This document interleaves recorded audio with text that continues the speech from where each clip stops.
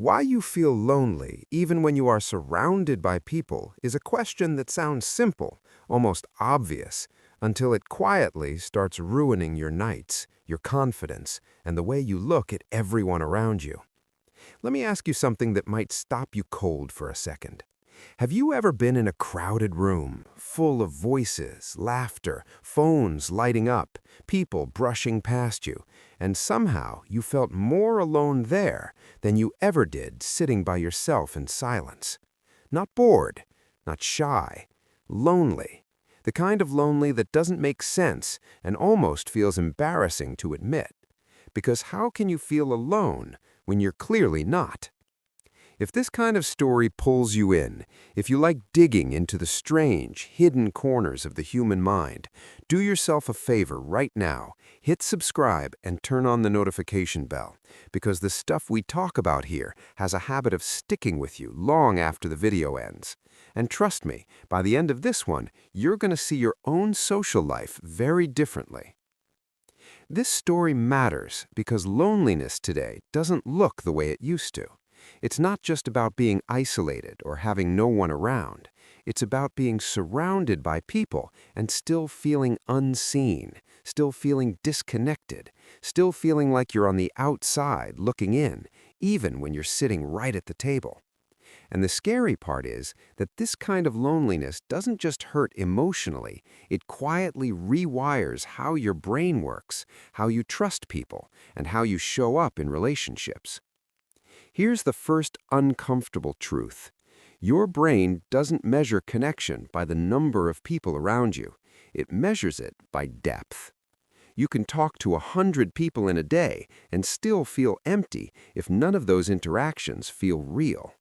Think about how many conversations you've had recently that were just noise, small talk, jokes you've already heard, stories you've already told, smiles that didn't reach anyone's eyes. Your brain knows when something is surface level, and it keeps score. But here's the twist. The more surrounded you are by shallow connections, the more intense the loneliness can feel. And this is where it gets darker, because when you feel lonely around people, your brain starts asking dangerous questions. What's wrong with me? Why don't I feel close to anyone?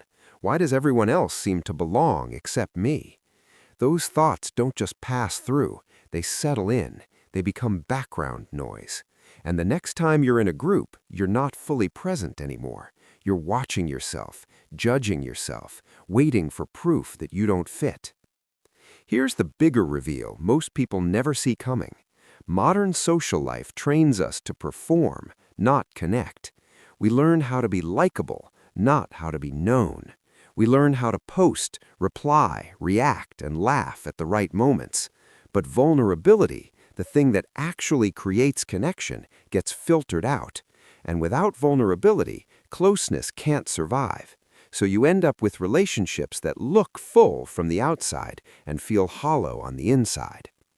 Now imagine this.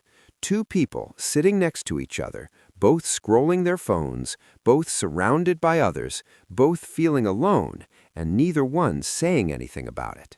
That's not rare, that's normal now. And the brain interprets this silence in a very specific way. It assumes rejection, even when none exists. It assumes you're invisible, even when people care.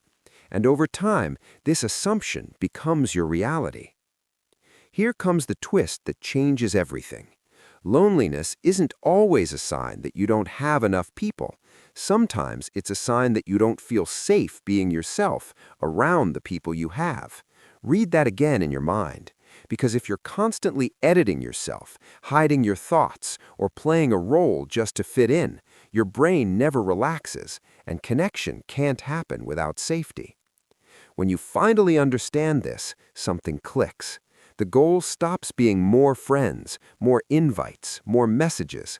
The goal becomes one moment of honesty, one real conversation, one time you let someone see you without armor. And yes, that feels terrifying at first, because vulnerability always carries risk, but it also carries relief. Here's the lesson most people learn too late. You don't cure loneliness by being more social. You cure it by being more real, by choosing quality over quantity, by letting yourself be known, even if only by one person. And when you do that, the room doesn't feel so crowded anymore. It feels human. So here's my question for you, and I want you to actually answer it in the comments. When was the last time you felt truly understood by someone, even for a moment? If this story made you think of someone specific, share this video with them. They might need it more than you realize. And if you want more stories like this, stories that make you stop, think, and see yourself clearly, hit subscribe and turn on the bell. Because sometimes the most important conversations are the ones we're all afraid to start.